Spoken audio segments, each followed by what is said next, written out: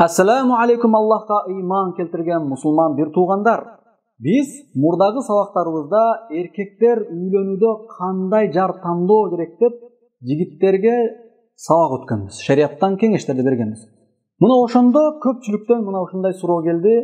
Аялдар турмушка чыкканда кандай күйөө тандаш керек? Кыздарды турмушка берүүдө кандай күйөө тандаш керек? Аял кишилер өмүр жолдош тандоодо эркектердин кандай сыпаттарына карап анан турмушка чыгуусу керек деп аябай көптөгөн суроолор келди.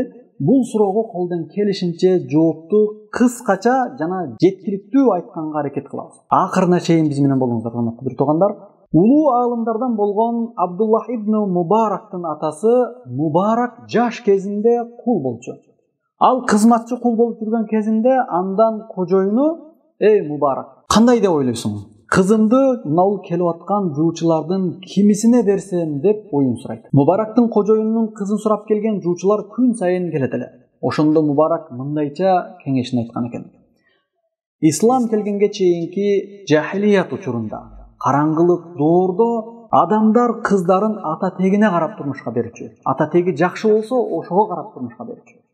Жөөттөр болсо, еврейлер, үйлөнгөндө мал мүлкүнө, байлыгына карашат эле. Христиандар болсо, сулуулугуна көбүрөөк көңүл бурушат.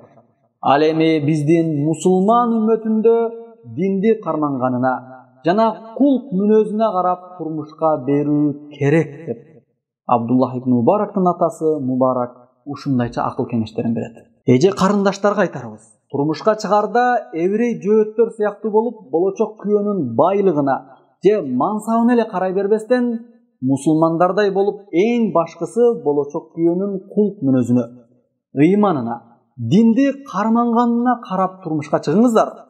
Анткени Аллахка баш ийбеген, Аллахтан коркпогон адам эч качан пенденин акысына кыянат кылуудан коркпойт. Аллахтын буйругун аткарбаган, аманатка кыянат кылган бузуку адамдан пенденин аманатын так сактайт деп үмүт кылуу накта акылсыздык. Ыймансыз эркекке турмушка чыкпа. Аллахтын алдындагы милдеттерине кайдыгер караган адам сенин алдыңдагы милдеттериңе да кайдыгер карайт. Ээсин тааныбаган итке баары бир дегендей эле жаратуучусун тааныбаган, Аллахты тааныбаган адам, Аллахка баш ийбеген динсиз эркек эч бир иште жоопкерчиликтүү болбойт. Аллахка баш ийбегендер нафсине баш ийет жана шайтанга баш ийет. Адам же Аллахка баш ийет, же шайтанга жана нафсине баш ийет. Ошондуктан баарыбызды жараткан, бизге ырыскы берген, жашоо берген, дем берген Аллахтын өкүм буйруктарына моюн суналы жана Аллахтан корккондор менен гана жакын жүрөлү. Аллахка баш ийбегендерден мүмкүн болушунча алыстайлы. Кимде-ким Аллах айткандай жар тандап, Аллах буйругандай жашаса, анда ал адам сөзсүз бактылуу болот. Аллах Таала ыйык Куранда өз сөзүндө айтып, бизге сүйүнчүлөгөн: "Ва ман таби'a худая фала хауфун алейхим ва ла хум яхзанун." Кимде-ким менин туура жолумда ээрчисе, алар үчүн коркунуч жок жана алар эч кайгырышпайт. Башкача айтканда, бактылуу болушат. Бакара сүрөсү 38-аят. Урматтуу турмушка аттанып жаткан эже карындаштар, жаштардын оюндагыдай жашоо жалаң эле романтика менен коштолбойт. Турмуш өзү айтып тургандай эле турмуштун баштапкы учуру бардык эле үй бүлөлөрдө ширин болушу мүмкүн. Ушул баштапкы учурду гана карап, келечекте да ушундай болот, абал дал ушундайча түз кетет деп божомолдобоңуздар. Кооз сүйлөгөндө эле жакшы деп баалап, ыйманына карабай болочок күйөөнү татыксызын тандап алуу анык шалакылык, шашкандык болот, урматтуу эже карындаштар. Бул туура эмес. Үй бүлөлүк жашоонун баштапкы учуру бүткөн соң артынан татаалдыктар башталат. Анткени бул дүйнө сыноо. Баарыбызга маалым болгондой эле, кээде үй бүлөдө келишпестиктер болгон кезде болочок күйөөңдө эч болбогондо адилеттүүлүк, Кудайдан корккондук сыпаты калышы зарыл. Мындай сыпаттагы адамдарды турмушка чыгардан алдын тандап албасаң, бул сыпаттар кийин казан кагылышканда пайда болуп калбайт. Айрыкча сыноо дүйнөнүн өйдө төмөнүнө туш болгон кезде динсиз күйөөң шыр эле Кудайдан коркуп, адилеттүү, ыймандуу болуп кетпейт. Аллахка ыйман келтирген чыныгы мусулман эркек аялын сүйбөй калган болсо, ага мээримдүү болот. Сыйлай албаса, анда адилеттүү болот, зулумдук кылбайт. аялына зыян берүүдөн анын ыйманы тосот. Үй бүлөсүнүн акысын бербей коюп күнөөкөр болуудан этият болот. Аллах алдында жооп берип калуудан коркот. Бул дүйнө сыноо майданы.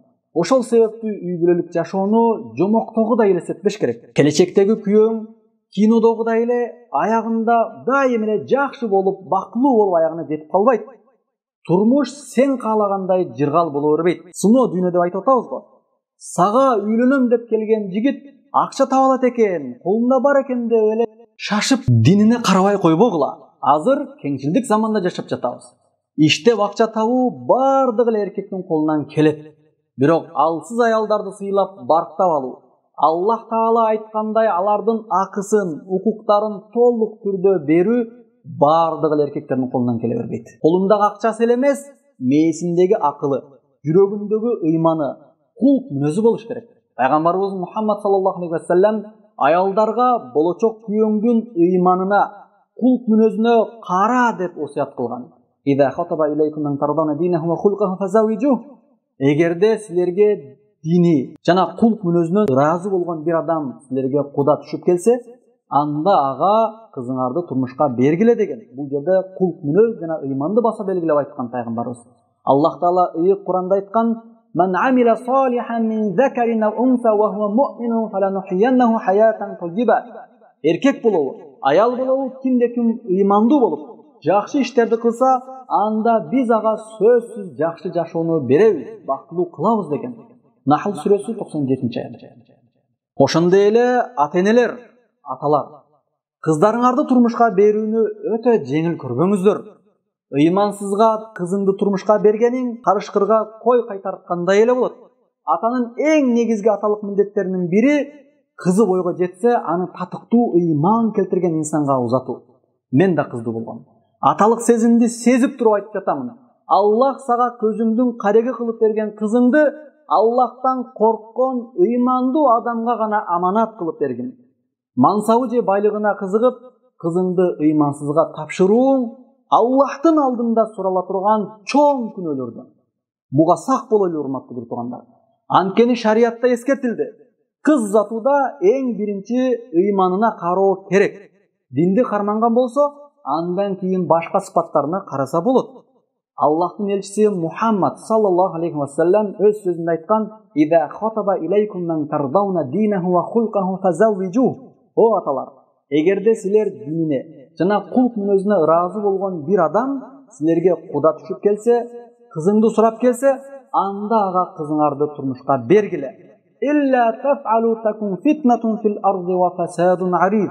Эгер силер мындай кылбасаңар, анда жер бетинде фитна күчөп, бузукулук жайылат. Сунан ат-Тирмизи. Келиңиздер, пайгамбарыбыздын осуятын аткаралы. Кыздарыбызды узатууда алгач ыйманына, кулк мүнөзүнө, динди кармануусуна карайлы.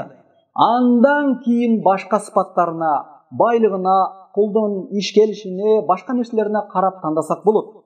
Дүйнөдөгү бүткүл акылдуулардын акылын топтоп бир жайга алып келгенде, алардын акылы теңгелдеген. Дүйнөдөгү эң акылдуу, ишенимдүү бүткүл мусулмандардын атасы жана Аллахтын жиберген элчиси пайгамбарыбыз Мухаммад саллаллаху алейхи ва саллям бизге кыз узатуудагы эң негизги эрежелерди үйрөтүп, динаху ва хулках, ыйманына жана кулк мүнөзүнө карагыла деп осуят кылып кеткен. Aqulu qawli hadha wa astaghfirullah li wa lakum. Assalamu alaykum wa rahmatullahi wa barakatuh.